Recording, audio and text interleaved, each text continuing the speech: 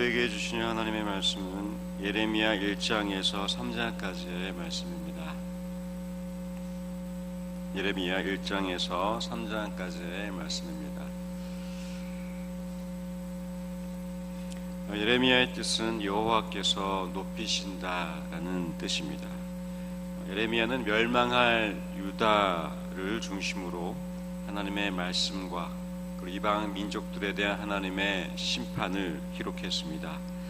선지자 예레미야는 이 유다 민족과 이방 민족들에 대한 하나님의 심판을 바라보며 안타까움과 비통한 마음으로 이 말씀을 기록했습니다. 그래서 예레미야를 우리는 눈물의 선지자로 알려져 있습니다.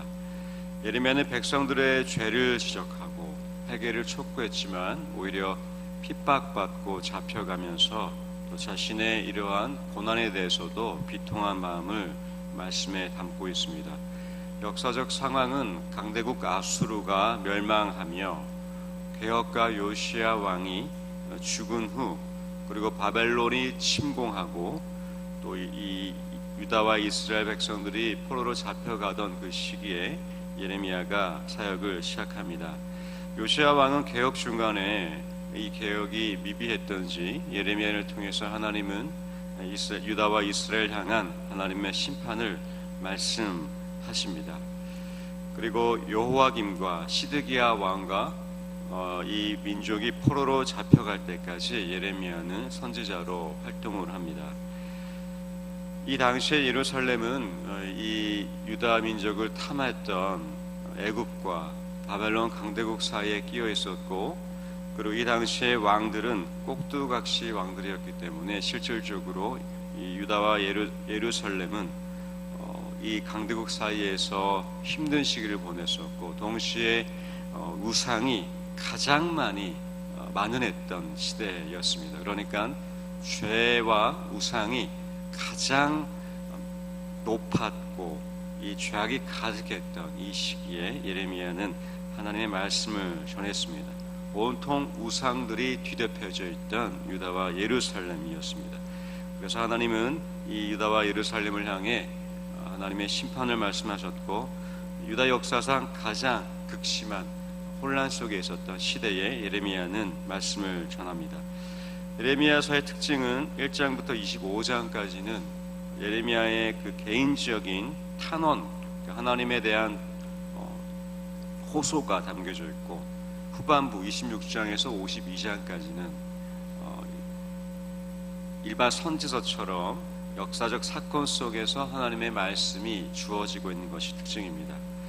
예레미야는 전쟁 중에 기록되었기 때문에 일부가 불타기도 하고 흩어지기도 하며 또 바룩이라는 제자를 통해서 예레미야 말씀을 시시때때로 기록했지만 그 말씀이 보존되거나 보관되지는 않았던 것으로 간주됩니다. 따라서 신학자들은 이 예레미야 말씀이 흩어졌던 말씀을 모아 기록해 봤을 때 통일성이 결여되지만 그럼에도 불구하고 이 전쟁의 급박한 상황을 예레미야가 잘 담고 있다고 간주하고 있습니다.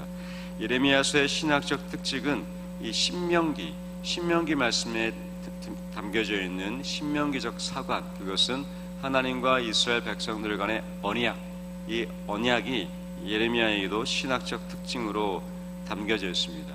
이 언약 때문에 하나님이 약속을 맺으신 이스라엘 백성을 향해 아파하시고 고통스러워하시는 이 예레미야를 통해서 보이시는 인간적 마음이 담겨져 있는데 이것을 신학적 용어로 하나님의 파토스라고 합니다. 파토스는 감정, 정서라는 뜻인데 이 인간사에 오셔서 인간사에 거하시고 이 인간산에 동참하시는 하나님의 아파하시는 그 마음이 담겨져 있는 것을 뜻합니다. 그러니까 하나님의 사랑은 추상적이 아니라 인간사에 들어오셔서 이 살과 피로 인간을 향한 하나님의 마음이 담겨져 있는 것이 예레미야의 신학적 특징입니다.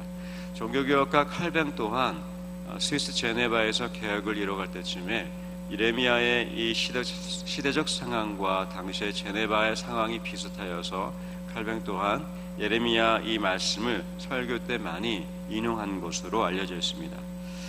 1장입니다. 1장은 예레미야의 예언에 대한 배경과 소명의 말씀이 담겨져 있습니다.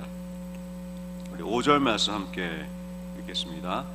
내가 너를 모태에 짓기 전에 너를 알았고 내가 배에서 나오기 전에 너를 성별하였고 너를 여러 나라의 선지자로 세웠노라 하시기로. 하나님은 예레미야를 여러 나라의 선지자로 세우고 계십니다. 부르고 계십니다. 6절에서 7절 말씀 읽겠습니다.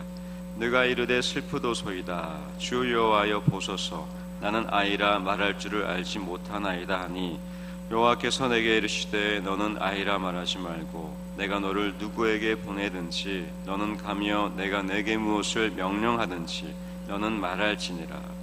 하나님이 부르실 때 예레미야는 하나님을 향해서 자신은 아이 같은 사람이라고 낮추면서 말을 할 줄 못합니다 라며 고백합니다.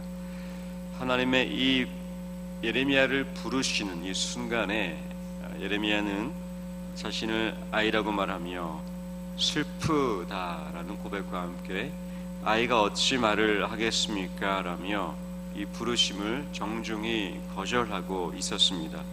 그러나 하나님은 예레미야 입술에 하나님의 말씀을 두며 어디로 가든지 함께하며 해치지 못할 것이며 두려워하지 말고 담대하게 이 말씀을 전하도록 예레미야를 부르셨습니다. 이어서 예레미야를 향한 두 가지 환상이 이어집니다. 우리 11절과 12절 읽겠습니다. 여호와의 말씀이 또 내게 임하니라. 이르시되 예레미야야 내가 무엇을 보느냐 하시매 내가 대답하되 내가 살구나무를 가진을 보나이다. 여호와께서 내게 이르시되 내가 잘 보았도다.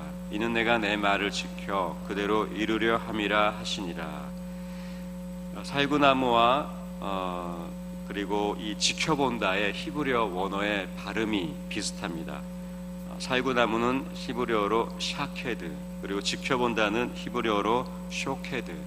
그러니까 하나님은 이 두 가지 비슷한 발음을 통해서 결국 수사학적 기교를 통한 예레미야의 문학적 표현인데, 살구나무이지만 사실 이 우리가 보는 살구나무가 하나님이 말씀하신 것을 그대로 지켜 행하실 것이다 라는 말씀을 담아내고 있는 것입니다. 지켜보신다는 것, 하나님이 말씀하신 것대로 응하는 것을 우리가 보게 될 것이라는 하나님의 뜻이 담겨져 있습니다. 이어서 13절, 14절 같이 읽겠습니다. 여호와의 말씀이 다시 내게 임하니라. 이르시되 내가 무엇을 보느냐. 대답하되 끓는 가마를 보나이다. 그 윗면이 북에서부터 기울어졌나이다 하니 여호와께서 내게 이르시되 재앙이 북방에서 일어나 이 땅의 모든 주민들에게 부어지리라. 이 환상 또한 결국 북방의 민족, 북방 국가들을 통해서 유다가 멸망할 것을 하나님이 환상을 통해서 보여주셨습니다. 이어서 우리 17절 말씀 읽겠습니다. 그러므로 너는 내 허리를 동이고 일어나 내가 내게 명령한 바를 다 그들에게 말하라. 그들 때문에 두려워하지 말라. 내가 그들 앞에서 두려움을 당하지 않게 하리라. 예레미야에게 주신 이 소명, 이것은 심판을 외치고 회개를 촉구하는 것입니다. 이 예레미야를 부르시는 하나님, 이 장면을 통해서 오늘 우리의 삶 속에 하나님이 우리를 택하시고 부르신 것은 아직까지 우리 주위에 하나님께 돌아오지 못한 우리의 가족과 자녀와 부모와 이웃, 친척들을 향한 하나님의 계획하심이 있기 때문입니다. 이때 하나님이 우리를 부르실 때에 우리도 아이 같습니다 라며 그 말씀을 거부하거나 아니면 부담스러워할 수도 있겠습니다. 그런데 17절 말씀을 함께 볼 때에 하나님은 우리에게 말씀하신 것들을 그들에게 말할 때 우리에게 두려워하지 말고 하나님이 함께 하실 것이다 라고 약속하십니다. 그래서 그 하나님의 부르심에 우리는 우리의 주위에 있는 사람들에게 하나님께 돌아올 수 있도록 우리를 통해 그 하나님의 말씀이 그들에게도 전달되기를 소망합니다. 2장입니다. 2장은 본격적으로 이스라엘, 유다와 예루살렘 백성들의 죄가 본격적으로 나열됩니다. 그리고 회개를 촉구하고 또 하나님의 심판이 이어서 기록되고 있습니다. 우리 13절 말씀 함께 읽겠습니다. 내 백성이 두 가지 악을 행하였나니 곧 그들이 생수의 근원되는 나를 버린 것과 스스로 웅덩이를 판 것인데 그것은 그물을 가두지 못할 터진 웅덩이들이니라. 즉 하나님을 버리고 우상을 선택했던 유다와 예루살렘 백성들의 죄였습니다. 18절, 19절 말씀도 함께 읽겠습니다. 내가 사흘의 물을 마시려고 애굽으로 가는 길에 있으면 어찌 됨이며 또 내가 그 강물을 마시려고 아스르로 가는 길에 있으면 어찌 됨이냐. 내 악이 너를 징계하였고 내 반영이 너를 책망할 것이라. 그런즉 내 하나님 여호와를 버림과 내 속에 나를 경외함이 없는 것이 악이요 고통인 줄 알라. 주 만군의 여호와의 말씀이니라. 그러니까 유다와 예루살렘 백성들의 구체적인 죄는 애굽과 아스르를 의지했고 하나님을 버린 것이 그들의 잘못이었습니다. 그리고 20절 말씀도 함께 읽겠습니다. 내가 옛적부터 내 멍에를 꺾고 내 결박을 끊으며 말하기를 나는 순종하지 아니하리라 하고 모든 높은 산 위에서와 모든 푸른 나무 아래에서 너는 몸을 굽혀 행음하도다. 여기서 모든 산, 높은 산 위라는 것은 바알 신을 숭배한 것을 말합니다. 바알 숭배를 위한 산당을 만든 그들의 죄였습니다.